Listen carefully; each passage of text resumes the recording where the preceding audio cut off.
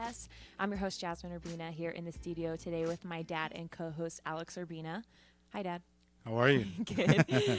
Today, we're going to be talking about parental illusions. And my version of what parenting illusions looks like is uh, parents who assume. And I think that is like for me with the big key, the main thing about parenting is parents assume a lot of things, and they just think that maybe because they know everything, they think it's like a fact. And so for me, the word assume is what comes to mind when I first think of those illusions. What about you? Yeah, it's a great distinction. I think that as human beings, we live in assumptions, and our assumptions aren't always the truth. Like what we think is happening, or what we're assuming is what's happening, is not really happening. And so I think as a parent, you would want to know what are some of those great illusions or the assumptions that we live in that aren't necessarily true. And if somebody taught me or showed me or gave me some insight that I might have some assumptions or living in the illusion on things, and I actually woke up and saw that, how could that affect my parenting and help me be more effective in my parenting? Yeah, and I think one of the things that really, I guess, bothers me about being the child in the relationship is when you or mom assume something and it's either not like that at all, it's so way out in left field, or it's something that you assumed because of our past. And I think the thing that would bother us as the kid is you guys as parents not being able to let go of the past and using that as if that's still us. So if there was a similar incident that happened when I was 15, I'm 22 now, and I'm not the same person I was when I was 15. So it kind of pushes a button, or it triggers me to react and be upset if you guys are going to assume that I'm going to make the same mistake again, or that I'm the same person I was when I was younger. Yeah, and that's what has your kids, your young adult kids, go, oh, there you go again, treating me like I'm a child. And it's the unconsciousness as a human being, and we bring that into our parenting, where we hold you as that 14-year-old that still is not responsible, or still doesn't know how to follow through on things, or still doesn't know how to complete a task that was requested of you, and all that kind of stuff. So we have to learn as parents how to get off of the past, let go of the assumptions, and operate from a brand new beginning, which is now. Right now is now. It's a new moment, new opportunity for my son or daughter to show up differently. And what would it look like if I let all those assumptions and those illusions go and started to speak to my son or daughter and tee up a possibility for them to really hit a home run in my eyes, for me, in this moment, where they get to follow through on their word, or create some powerful results that kind of transcends all the stuff in the past. Yeah, and I really want to emphasize the thing that you said about your kids new now, and they're living in a new moment now. And I know that's not always the case, especially when your kids aren't consciously working on themselves and everything. But if you were to act like that constantly, then all of a sudden something's gonna flip in their brain that says, oh wait, my mom or my dad doesn't expect me to do this, or expect me to be perfect, or so they it's going to show up differently to them, and it's probably going to be really slow, like a really slow process, but eventually they're going to catch on, and they're going to start mirroring that same energy from you. And I think that's what parents don't do, is they don't wait. They don't let, and I do this all the time too, is they don't let the process go all the way through. Like if it takes a year, if it takes 2 years, it takes 5 years, people only give it a couple of weeks or a couple of months before they give up on trying something new. I don't even think they wait that long. I think that parents live in the assumption that because I told you once, you're supposed to just get it. You're supposed to learn it, and we don't stay the course, teaching and modeling until it actually becomes a result, whether it's 3 times or 20 times or 1,000 times. And that brings me to one of the first illusions I think that parents live in is, and I call the illusion, my child should know better.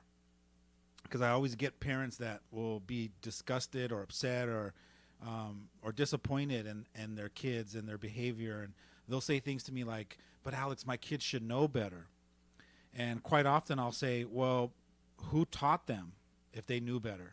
who would be the one that would be teaching them the knowing better? And then a lot of times the parents will say, well, I did. I taught them how to take the trash out. I taught them how to clean up their room. And then my next question is well, based on results, how good did you teach them? And that really has you look at yourself and go, wow, based on results, because I can sit there and live in the illusion that I taught them really well and that they should so-called know better, but based on results, they don't know better. Otherwise, it would already be a behavior pattern. It would already be a habit. It would already be part of a quality that they enjoy or that is important to them. So sometimes I think as parents, we live in the illusion because we taught our kids something one time or 20 times or even 1,000 times that it was enough and that you should already have learned that. And what I found out in my parenting is my ability to teach you is only based on your results. So if I'm teaching you something and it's taken me 20 years to teach you something and you finally got it and I see it and I'm validating that you got it, I'm only validating it based on the results that you're showing up in your life.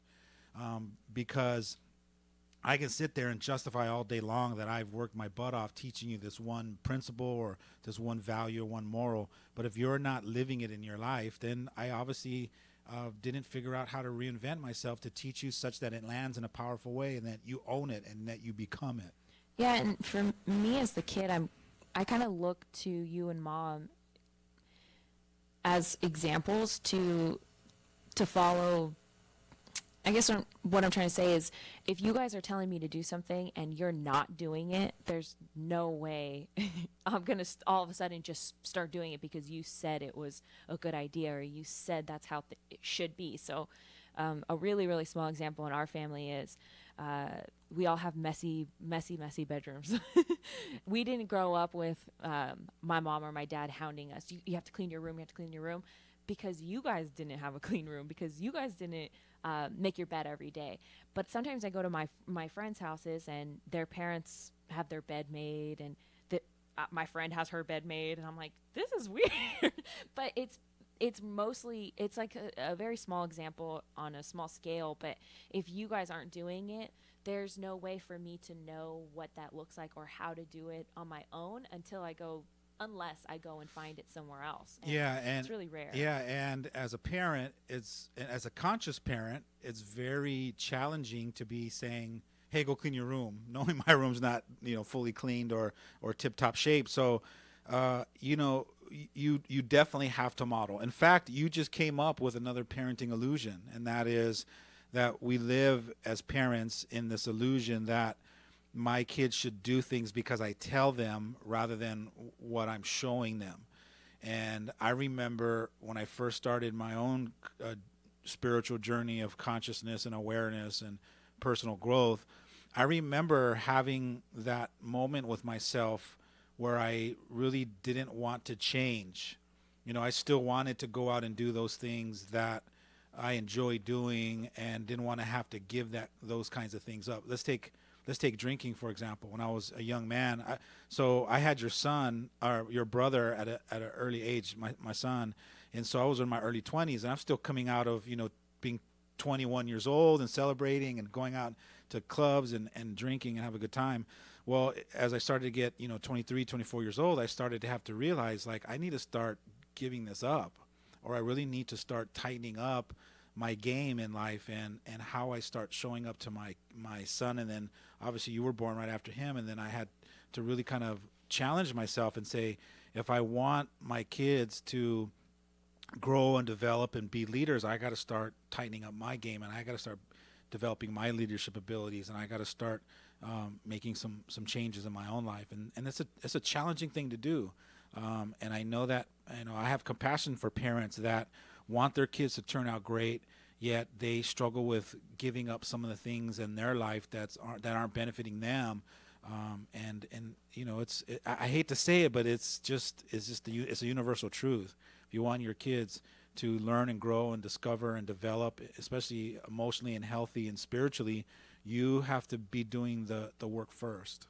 What about, because that's a really great example about, giving up drinking and going out and everything when you're young, but there's parents now who have kids who are older, especially the teenagers, and they might have some type of, I guess, either outer addiction or outer commitments. It might not necessarily be an addiction. It could be a commitment to work, and they're putting in a lot of extra time, energy, and effort into work, and less into their children, especially as teens. And that's kind of really something that we kind of harp on is the teen relationship. And it's, yes, challenging to give up going out and everything, but it's even more challenging to give up going to work or give up putting 100% into work when you have a kid at home that needs your attention. Yeah, and a lot of times people will say, you know what, Alex, I'm really committed to my job or my profession or my purpose in life, and how do I balance that with giving all my attention and my love to my kids as well? A lot of times people don't think that they can do both. And the reason why is because people are still stuck in the doingness. Like, I have to do my job, and then I have to come home, and then I have to do the housework and do the cooking and do the cleaning, and then I have to do the relationship with my kids. And when it comes to relationships, you don't realize that you have this powerful tool. It's kind of like a shortcut, and it's in your back pocket. And if you don't know you have it, then you stick with the doingness. And there's not enough time in a day to do all those things and do them all effectively. So something's got to give. And if you're really dedicated to your job, where you and cleaning your house and feeding your kids and doing all the doingness, what a lot of times happens is you lack the ability to really create this powerful relationships with your kids, because now the day's gone. And what people don't realize is that we have this ability to access a deeper, more powerful ways of being within us that really has us connect to our kids in a powerful way that we don't need time. And there's this great example about these two dads. One dad is a doer. He works, really hard, and he only comes home maybe an hour. He gets an hour with his son or daughter at nighttime before he puts him to bed.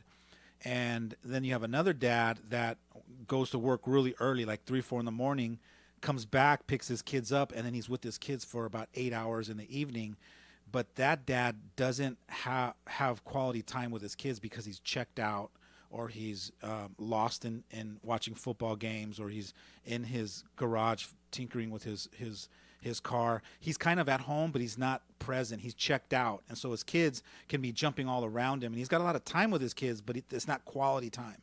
And then you got the other dad that has only an hour, and who he's being with his kids in that hour creates deep, meaningful, loving, playful relationships with his kids, that his kids are filled up internally with so much love that they felt like they've been with their dad all day, versus the dad that's literally been there with their kids all day, checked out, not present, numbed in vulnerability, and disconnected from his kids, that those kids don't even really have a deep, meaningful relationship with their dad. So it really goes to show you that if you start working on those inner qualities within yourself, like being vulnerable, being present, being playful, being authentic, honest, open, and sharing, and then you can really have these deep, meaningful relationships with our kids, and then you can have it all. Then you can still work, 12-hour days and still come home and spend some real quality time with your kids. Now, going back to the last solution that we were talking about, it was kind of the do as I say, not as I do. And I kind of wanted, I guess, what's the message that kids are getting from their parents when parents are living in that illusion and then they're not kind of following up and doing the same? That's a great question. What the kids tell me in my trainings, and if you don't know the kind of work I do, I'm a transformational training, and I get to create these very powerful, deep, connected breakthrough moments for teenagers in a 2-day process where they feel vulnerable and safe enough to really share and reveal some of their frustrations and their insecurities and a lot of their wants and desires. And what I hear most from training room to training room, from city to city, country to country, they're all saying that they basically are saying that they can see that we're hypocrites. That's what it boils down to. They can tell because they're watching us all the time. And so they're seeing us ask them to be a certain way or telling them to be a certain way, and we're not. So they can tell that we're hypocritical. And it takes a real deep, honest look at yourself to go, wow, maybe I am. Or, you know what, it's a good possibility that I could be telling and expecting my kids something that I'm not willing to do myself, or I don't have the courage, or I have never been taught myself. And so we're sending that message to them, and that's what they're coming up with. They're coming to the conclusion that we're not backing our walk. We're not walking the talk. I can kind of now see how the illusion could also not only be the hypocritical side of it's also parents thinking that you're, as a kid, that you're going to take what they say and all of a sudden implement it and become a better person. Well, that's an illusion in itself, isn't it? Right. Yeah. It's like a double illusion. Yeah. You're like, maybe you'll be the one that listens to what I'm saying and ignores what I'm actually doing, or who I'm being. It's kind of like, it's weird. It's like parents desperately want their kids to open up and share with them. And a lot of times I'll hear their frustrations, like, my son's now 15, 16, and he just goes to his room and he doesn't come out no more. The little one does. The 9-year-old, he's real playful, or, he's still got those little eyes looking at mom and dad, wanting to hang around and, play games in the living room. But the 15, 16-year-old, he's checked out. He's outgrown us, or he just doesn't share. Or if I ask him questions, he just says, I'm fine. Or they're just, one word answers. And a lot of times when I do the work with the parents, I help the parents decide for themselves, and they realize themselves that they aren't as emotional. They're not as open and sharing and vulnerable and connected as what they really deeply want from their son or their daughter. So it really has you look at your kids and realize, if you're honest, that our kids are mini-me's, really. So it's like funny, because every time once in a while when you get stubborn or you get positioned about something, I can instantly see the stubbornness in myself when I don't want to get off of something or be wrong, or willing to say I'm sorry, or so our kids are a direct reflection of ourselves when you're courageously honest and conscious and willing to own it. Not a lot of parents are willing to really look at that and be honest like that. But that's the starting point to turning it around. Which kind of leads us into one of the illusions about honesty, which I can kind of see how. Well, you can go ahead and explain the illusion, and then I kind of want to touch up on the child side about, I guess, where you're wrong, where parents are wrong in that illusion. Well, I think that one of the illusions as parents is that we're not being emotionally honest with our kids. When our kids come to us and ask us if we're okay, or if they say,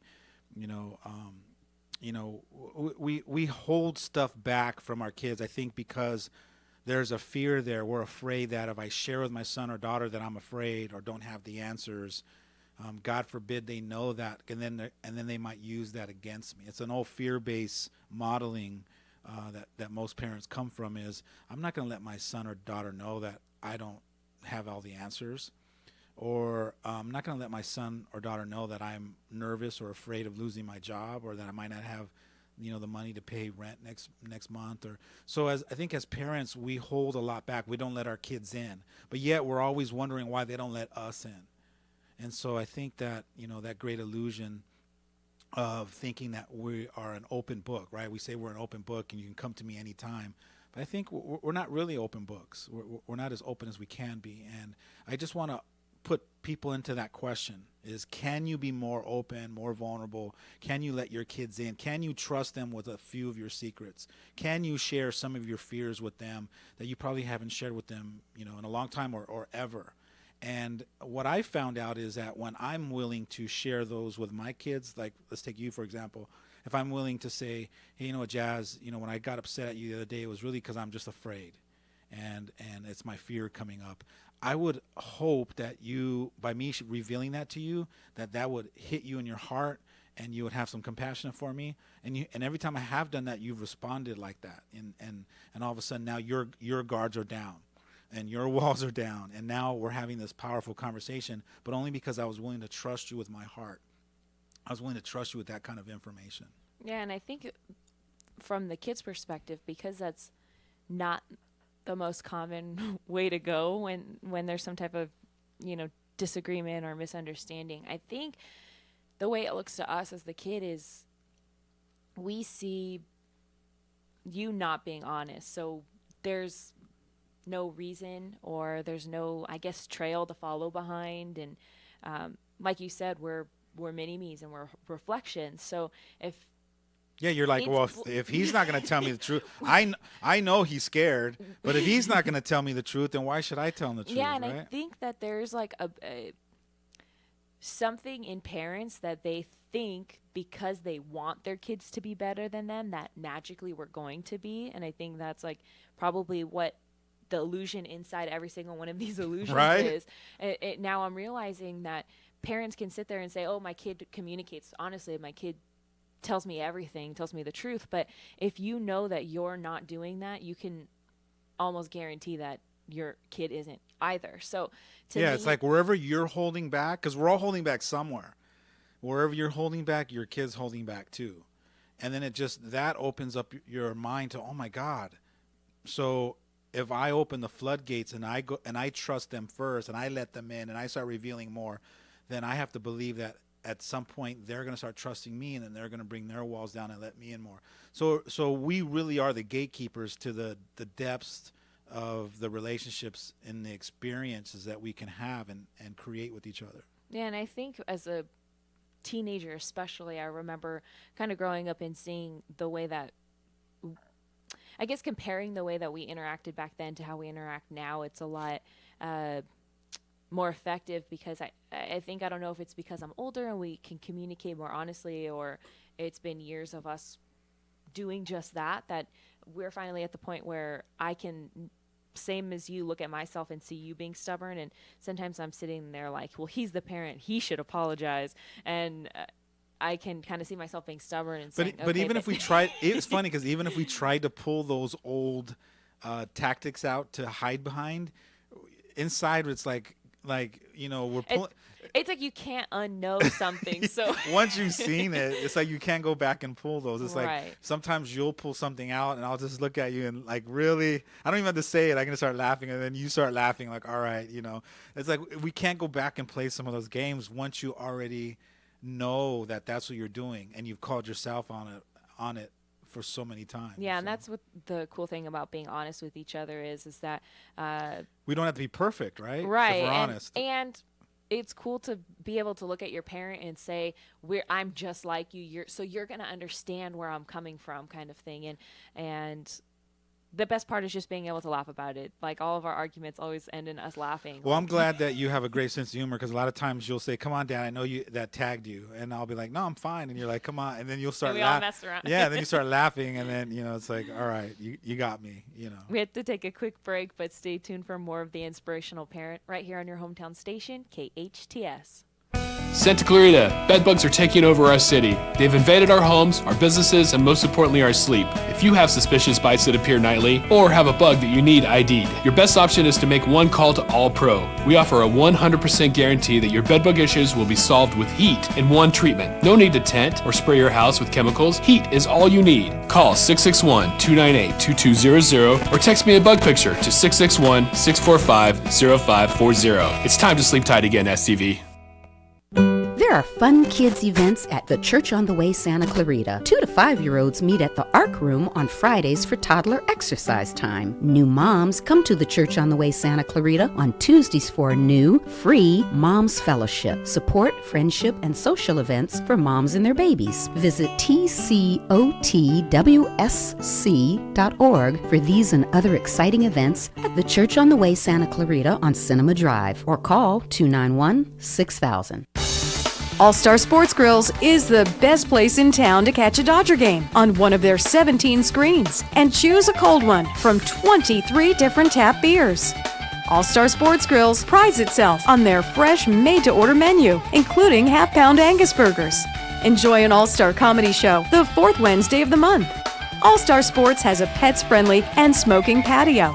All-Star Sports Grills on Bouquet Canyon, north of Plum Canyon. Start your finish at College of the Canyons. You need open classes? They've got them. Choose from 3 different campuses: Valencia, Canyon Country, and online. They make it convenient for you to start your finish. COC also makes college affordable with low enrollment fees, financial aid, and scholarship opportunities. Start your finish at College of the Canyons. Register now for fall classes. Visit canyons.edu and get started. Your hometown station,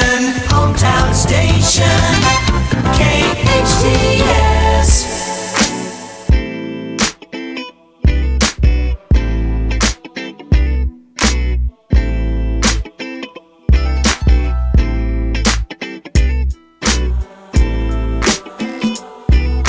Welcome back. You're listening to The Inspirational Parent right here on your hometown station, KHTS. Today we are talking about parenting illusions. And before we went on the break, we were talking about parents living in the illusion that they're completely honest with us as their kids. And one thing I wanted to bring up was they might also be living in the illusion that us as the kids are honest with them. I think that they probably think that, oh, my kid's honest with me. When I ask him how his day is, he says it's great. Or when I ask how a certain situation affected him, he says he's fine. But really, I don't want to call it lying, but maybe we're holding some of the truth back because of that same fear that you guys as parents have with sharing. No, with us. yeah, you're absolutely right. You hit the nail right in the head, because I know without a shadow of a doubt your kids are not being emotionally honest and telling you exactly how they feel. And this is why. And I've asked kids before, how come you don't share this honestly like you are in the training rooms with your parents? And a lot of times they will say, indirectly they'll say, because I love my mom, I love my dad, I don't want them to worry about me. That's one version. Another version is because they love you so much and they honor you, and they don't want you to take this on as your burden, so they just put on the happy face. Or they put the happy face on anyways because they're trying to convince themselves that everything's okay. But deep down inside, some of your kids, not everyone's, but majority of the kids, I would say 60% of the kids, go to bed at night crying themselves to sleep. I'm not saying every night, but they have these insecurities and fears and doubts about themselves and the world that plague them. And it's part of growing up, it's part of teenagehood, it's part of them being worried and afraid and insecure. And so they're bottling that up and they're stuffing that down in their emotional tank. And when you ask them if they're okay, they say, yeah, I'm fine. Or they're laughing and playing and they're joking, but when they're by themselves, they're hurting and they're afraid, and they're not going to let you in on that. And including my own kids, I know that a lot of times, like Sasha, the youngest, she comes out and she's playful and laughing, and I know that there's moments that she's probably in a room, insecure about herself or nervous or afraid, and has these thoughts. And I have to every once in a while catch myself and say, hey, you should go and do a check-in and sit down when she's in those moments and just talk to her and encourage her or build her up or remind her how amazing she is. And so, your kids are not being 100% emotionally honest with you, and it's your job to figure out how to create that kind of relationship so that they do turn to you and they are sharing that with you. If they're not sharing it with you, they might possibly be sharing it with a best friend or a cousin or someone that's really close to them that they trust, or a boyfriend or a girlfriend. But if they're not, they're bottling it up and they're suppressing it. And that all that suppressed emotions is what causes kids to numb out, to have this empty hole inside of them. They feel like there's this void inside. And so some of those kids, smaller percentage, but some of those kids will now start to seek external things to fill that void. And some, will go to a party for the very first time, maybe have a drink or take a hit of, a joint or something like that. And then for the very first time they go, this is what it feels like to feel good. And so what they start doing is they start looking for external things to fill that empty void inside. And as a parent, you got to be asking yourself, how do I keep nurturing them emotionally, spiritually, and mentally, such that they don't have those holes inside of them that they have to look for external things to feel adequate. Yeah, and I want to bring up a couple of possibilities to tack on to why they might not being emotionally honest. And you said it, it might be because they're trying to convince themselves they don't want to hurt you.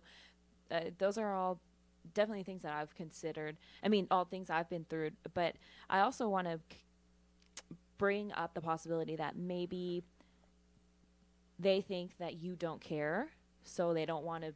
Why tell you if you don't care? And I'm sure they've collected evidence because they've either came to you in those vulnerable moments and said, "Hey, mom or hey, dad, can I share this with you?"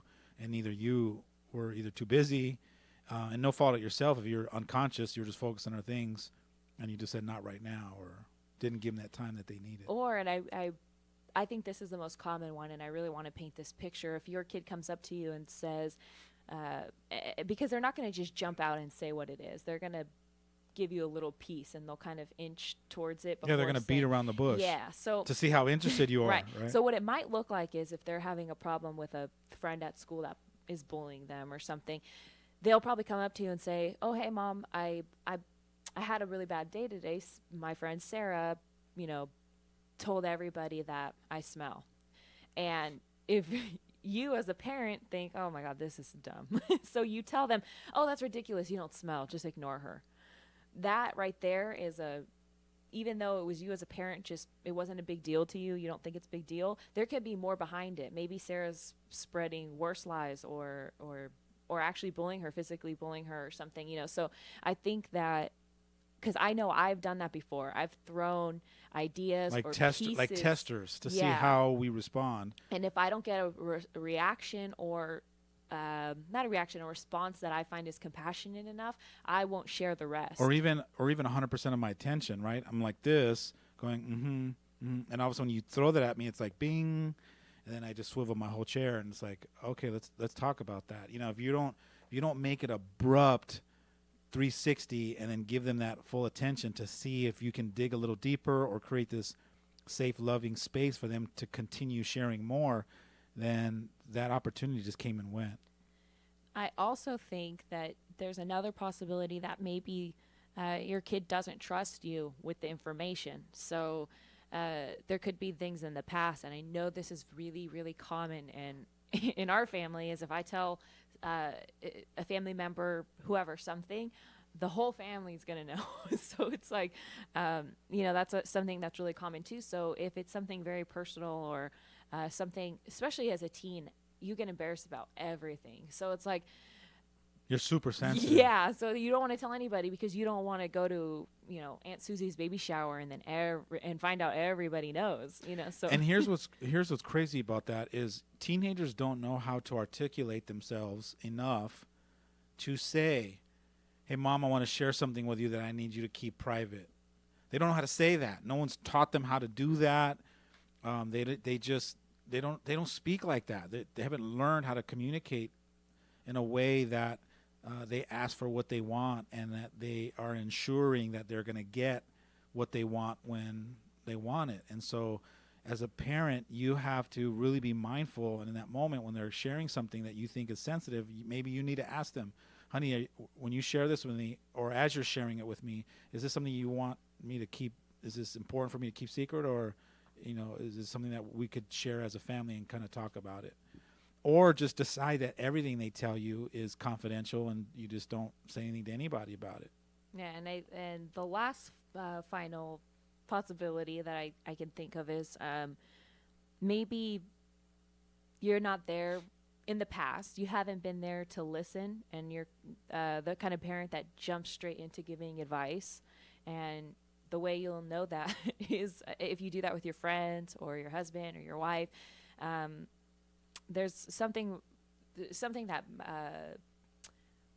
my brother actually brought to my attention one time. Was he told me, it was like a little trick. He said, you can always tell if somebody's not listening to you by how fast they respond when you're finished, like when you finish venting. So if you're going on a whole venting session and they respond right away with either a solution or some type of comment that isn't an affirmation type of comment, like, "Oh yeah, I hear you. That's terrible. I'm so sorry." If they don't respond with those types of affirmations that they were listening to you, that there's a point where they checked out and either started thinking of solutions and stopped listening to other pieces of the story. And that was some of the greatest insight I had ever heard. Your because brother said that? I know, huh? Wow. It was really some I'm of the impressed. greatest insight, because I can now see when my friends are doing it, my parents, my siblings. I can now see where the genuineness comes from when people are trying to assist you in fixing whatever problem, or when they're just trying to fix it for you. So for me, what that looks like is, if I'm a teen and I come to my parent, and before I even finish, my parent has this whole plan how we're gonna fix my problem. I already have made up that, one, that's not going to work. You didn't get all the facts. You don't know what's going on. I kind of make up all of these things in my head. So if you're one of those people that are the fixers, especially guys, that's not what we're looking for as your kid. Yes, we're looking for solutions, but we need to know that we were heard first. That's a great point. As you're sharing that insight, I started visualizing, okay, what does it look like when someone's listening to you and they're projecting back to you that you've been heard? So I'm going to kind of role play here just for a minute. And those of you on the radio that are listening, you won't be able to see this. But those of you that are watching can see what I'm talking about. So that when you're done sharing something very powerful or very important to you, something that's a sensitive matter, and you really need to be heard and validated that I heard you in that moment, what it normally looks like is there's going to be a pause, so there's going to be this awkward silence.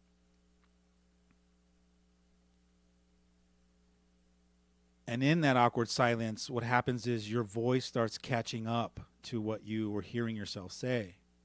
And then what will happen is either there's a look on my face, kind of like we all have the ability to make facial expressions to let people know that we are compassionate for them, or we feel sorry for them, or that I just heard what you said and it affected me in a certain way. So facial expressions in that awkward silence is powerful.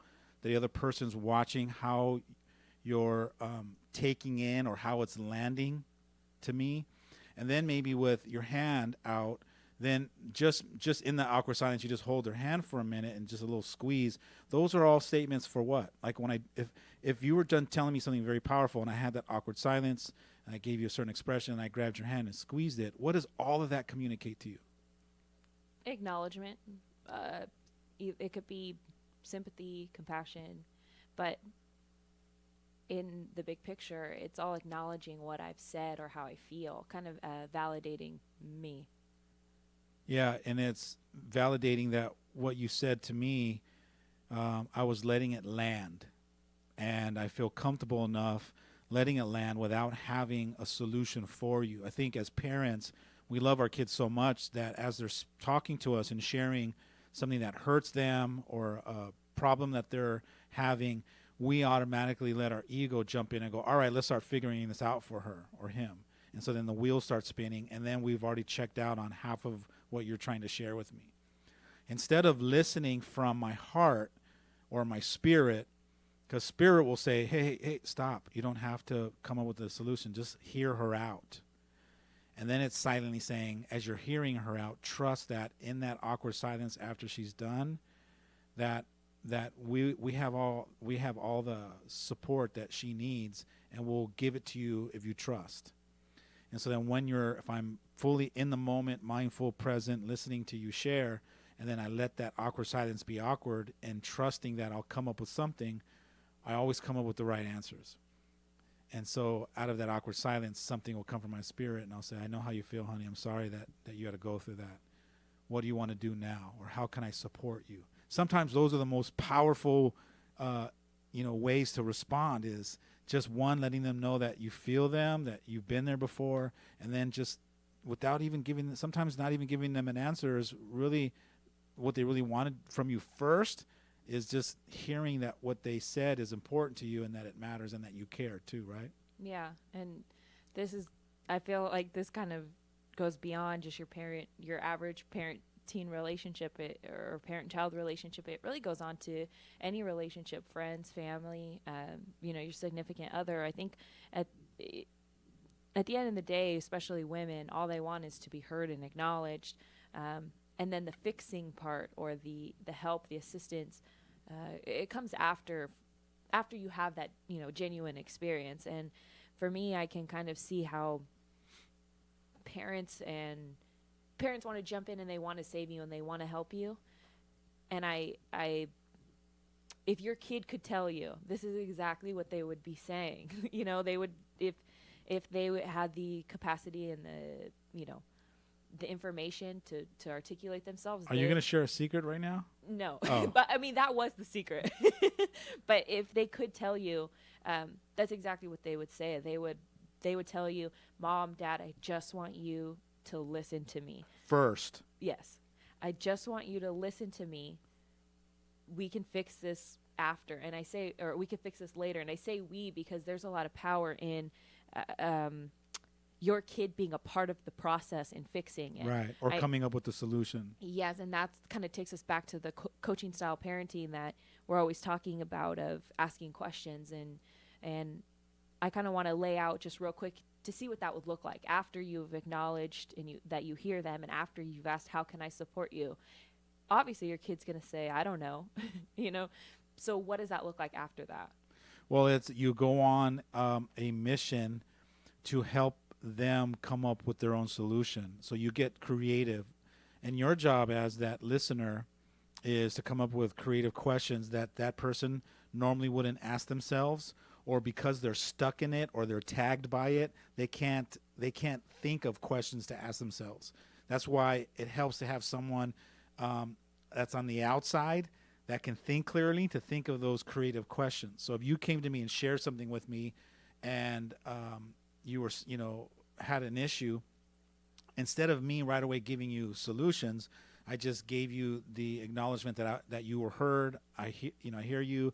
I'm compassionate for you. I'm sorry you're going through that. And then later on, when I come back to you again an hour later or 20 minutes later, I can start asking you questions. So have you ever thought of what might happen if this, or what are you going to do next? A lot of times we don't ask ourselves when we're in it, what am I going to do next? We need someone else to ask us that. What are you going to do next? Or how are you going to handle it? And then that's a very powerful question for me now to reflect on.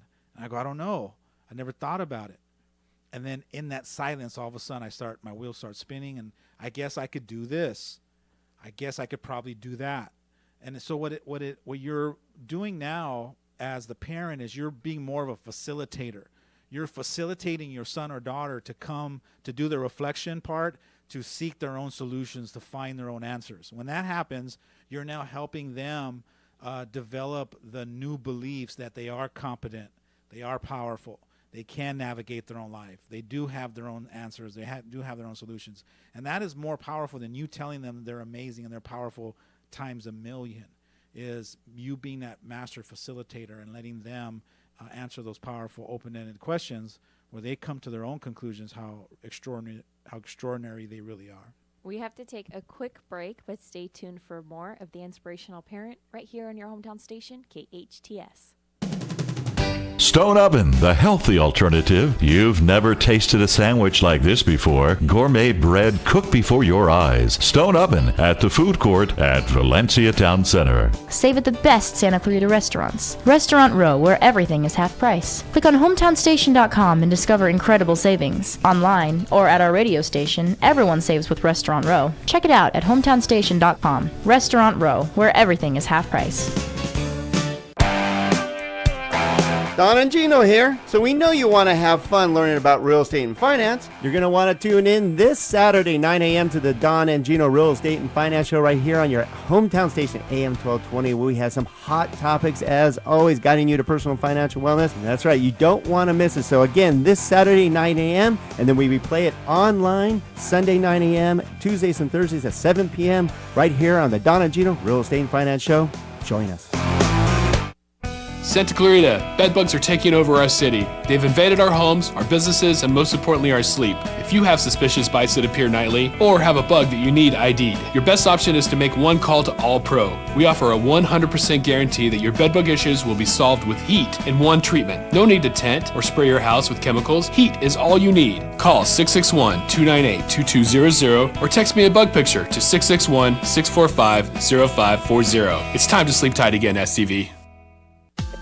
Little Eye Leaders is the newest preschool in the Santa Clarita Valley. At Little Eye Leaders, our outstanding teachers lead with intellect, perspective, and heart. That means our programs provide a warm, nurturing atmosphere to meet the unique needs of each child. We believe that play is a powerful form of learning for young children. That's why our kids have every opportunity to learn through the magic and excitement of play. Parents, schedule a tour today by calling 303-0400 or online at littleeyeleaders.org. It's summertime party time. Have an office, birthday, bridal, or any party coming up? Flame & Skewers offers an excellent selection of tasty cuisine at reasonable prices. You gotta try it. We have healthy, fresh catering options for all your upcoming events. Visit our newest location in Granary Square, Valencia on McBean Parkway. Order online at flameandskewers.com or come in. Flame & Skewers, healthy, fresh Mediterranean food at its best.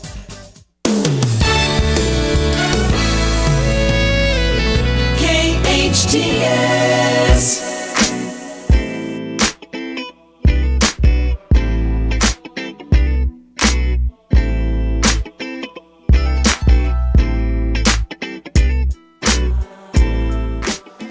Welcome back. You're listening to the Inspirational Parent right here on your hometown station, KHTS. Today we are talking about parenting illusions. Before we have to end the show, we want to go over the last illusion. Yeah, the last illusion is that you know how much your kids love you. And there's, this illusion I think that parents live in is that my kids know how much I love them. They get it. And I think that from all the years of experience I've had working with families, a lot of times I'll even ask the parents, how much do you think your kids know how much you love them? And they'll say to the fullest. And then when I ask the kids are, telling me that, no, they're not that clear. And a lot of times is because parents might not have learned in their childhood how to express their love such that it actually lands equal to the amount of love that they actually have for people. Does that make sense? Like I can love you 150%, but I might not know how to speak your love language or communicate it in a way that it actually lands over there 150%. I might be doing a poor quality at having it being experienced for you at 150. It could only land over there 40%. So a lot of times I think we live in the illusion that people really know how much we love them, and it's not that linear. Just because you love somebody, with all your heart doesn't mean that they actually know and experience that love. And so we have to be creative in different art forms of actually expressing that such that it's undeniable. Yeah, and I think that a lot of parents, of course, the illusion is that they are expressing love and it's landing 100% or the way that they think it is. But other than the fact that being a kid knowing, oh, of course my parents love me, sometimes that's all that it is. Sometimes that's all that they see. They don't see I guess you could call it extra love, or they don't see all of the physical or emotional love. All of those little, little affectionate hugs. Like, if you're not doing those things, then how can they see beyond of course my parents love me because I'm their child, because they're my parent. Yeah, but that's a concept I think that we subscribe to. Right, everybody does. This person loves me because right, and then they look because they take me to school, or they take care of me, or whatever it is. Because they naturally love me as their kid. Yeah, or whatever. yeah, because it makes sense to you that how could you not love your kids? So it's more of a concept, though. It's not an experience. Yes. So even though you yes, you can safely say, yes, my kid knows that I love them. There is a lot of extra love that comes from being a parent who's emotionally there for their kid, and being a parent who's conscious and paying attention to how much love they're showing, that it's almost like they don't know that that little piece exists, that they think that because you take them to school, because you buy them school clothes, because you give them lunch money, that's love, and that's not what love looks like to us. Even though that might be what you think as a parent, what it looks like, as a kid, that's not what it looks like. Love looks like hugs, kisses, attention, vulnerability, emotionally honest, letting you in, trusting them with a secret, revealing your own fears. Those kinds of things, I think, is like, you walk away just going, oh my God, my mom just shared this secret with me that I don't know if she's ever shared with anybody, and what a great feeling it is that she trusts me, and stuff like that really is kind of, you get to those levels of undeniable. I remember one time I had this parent talking to me about loving her kid, and I asked her, how much do you think he knows how much you love him? And she goes, he knows. And I'll say, when's the last time you held hands and cried together and just shared so deeply? And her response was like, she goes, ooh. And in that ooh was like, oh wow, maybe I don't know the depths of how vulnerable we can be with each other, such that the experiences hit you at your core, that your spirit validates, wow, that's what love feels like. I don't know if people really have explored or give themselves the courage or permission to really explore how deep we can go to experience the depths of love. Yeah, and before we finish the show, I wanted to let everyone know there's only no week until next Friday, our Kindle Fire HD 8 giveaway. 2 of them. So we got 2. So let's hold this up for the cameras. Buy the book, write a review before Friday, and you will be entered to win one of the 2 Kindle Fires. Thank you so much for joining us today on The Inspirational Parent. We're here every Friday from 12 to 1, right here on your hometown station, KHTS.